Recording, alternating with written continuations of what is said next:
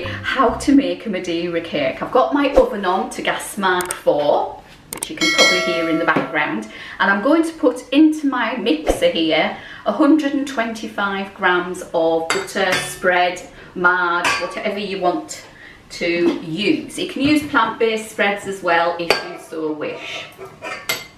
So that's gone in.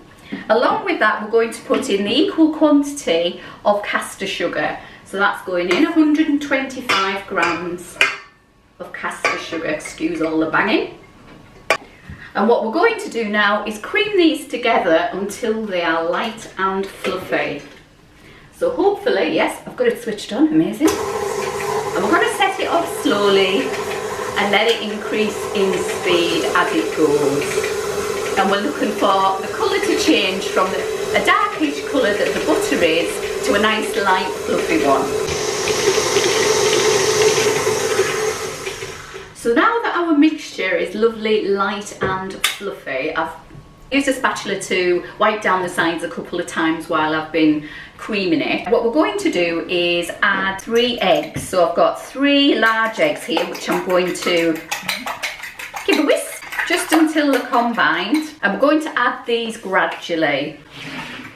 So we're going to put our mixer down, set it off on a gentle speed, and add these gradually. Now by gradually I mean a little bit, give it a good whisk, a little bit, give it a good whisk, so on.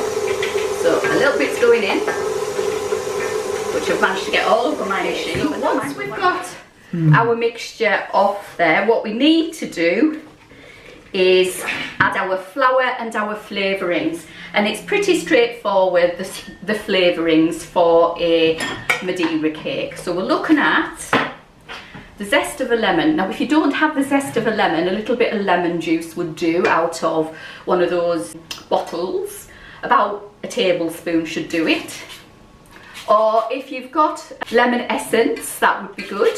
Couple of drops of that, it says in the recipe. 200 grams of self-raising flour going in here, and we're going to sieve it in so that our cake is nice and light and fluffy. So in it goes, and we're going to fold it in nicely. Well, it's all folded in nicely. So what I mean by folding is around and through, around and through. And the best thing to use for this is a spatula, as I'm sure you're aware if you've watched any of my videos. Make sure you get to the bottom as well, because 9 times out of 10 the cake mixture will stick to the bottom and you will need to get it off there. Now this is a drier mixture than your average Victoria sandwich cake, as you can see from here. It is somewhat drier. A Madeira cake is a drier cake. So what I've done here is prepared a tin, a loaf tin. This is a £2 loaf tin, which I'm going to place my mixture into. It's already lined with a loaf liner. Now you can get these on the internet. I think these are from Lakeland. They've been in my house a long time. Not a lot. So we'll just pop our mixture into our loaf pan as evenly as we can, and then spread it out until it's nice and even in our loaf pan. There we go, or as even as we can get. And we're just going to scrape the edge off, because you know what I'm like, waste not, want not. And if you're making this out of your store cupboard, you don't want to waste any, do you? And I'm going to pop that into my oven, gas mark 4, for about an hour and a quarter, maybe slightly longer, until when you insert a skewer it comes out clean.